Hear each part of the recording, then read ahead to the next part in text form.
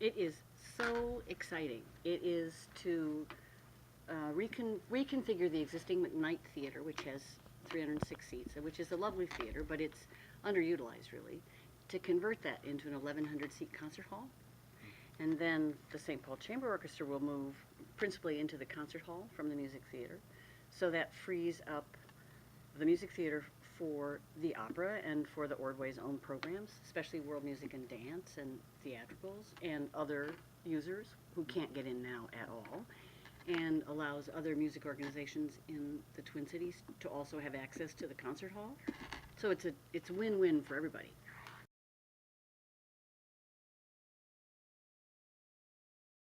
One of the really amazing things about the fundraising is that it is the definition of a public-private partnership, because we have $16 million in state bonding money. We have $3 million in cultural star money from the city of St. Paul.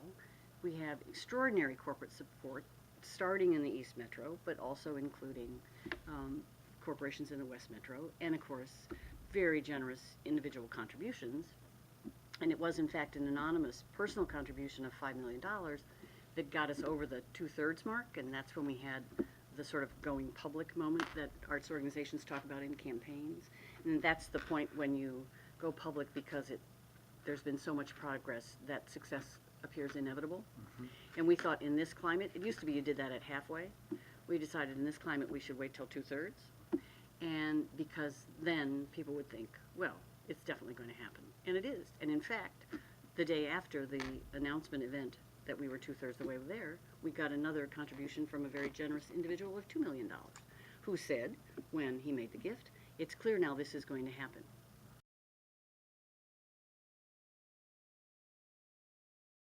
And ask me, would I prefer we weren't looking for this silver lining? You bet. But it does focus the mind. Exercise in re-examining priorities, that's one thing. And all of us sort of accrue activities and things we do just because, and then when you really have to look, you think, well, you know, maybe if we focus more on the things that are central, we'd have a better result.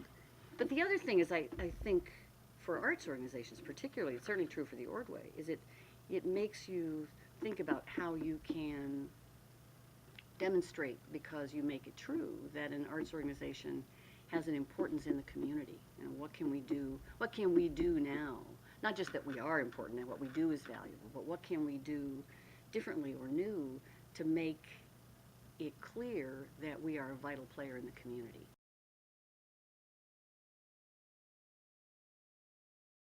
And I have to credit Bruce Kopic, the longtime president of the Chamber Orchestra, for that phrase, the peace dividend, because it was his, but it is really true.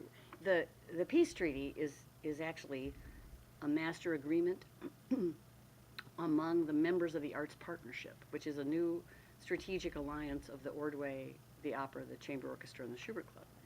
And the peace treaty itself is the agreement that governs our relationships. And of course, since it has been written and signed, nobody really reads it. But it does, because it answers all things about how we work together. So since we have an answer, we don't look at the book, we just work together. And one of the ways you can see that, we agreed a schedule, a template schedule. No season since we signed the peace treaty has been exactly like that. But now organizations really feel like they can say yes if it is possible for them to say yes to a request from another partner. Whereas before there was a certain tendency just to say no, just on principle. And so that's a dividend. And the other thing is just, it takes a lot of time to be cranky with your colleagues. It takes a lot of time and energy to always be mad at people. You know, it's stupid. So we don't waste that energy anymore.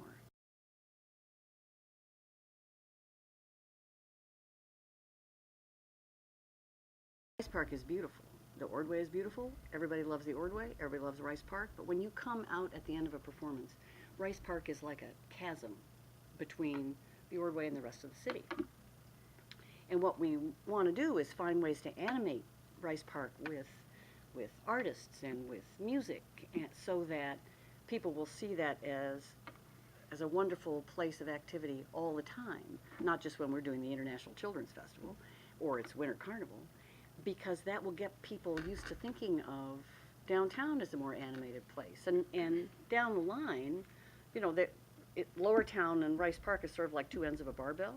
There's so much going on in Lower Town, and there's a lot going on at the Ordway and Excel and the Science Museum. If we can animate Rice Park, then we can figure out about, I don't mean just we the Ordway, we the city can figure out how to make the connector of those two sites for activity also vibrant, so people will feel like they would actually want to walk from a restaurant in Lower Town, the mere 5 blocks, to a performance at the Ordway, because there'd be so much going on that people wouldn't feel that it was scary or boring or I'll just stay in Mears Park, because you can make that sense of animation on the way. And that, so down the line, that's what we really would like to have happen.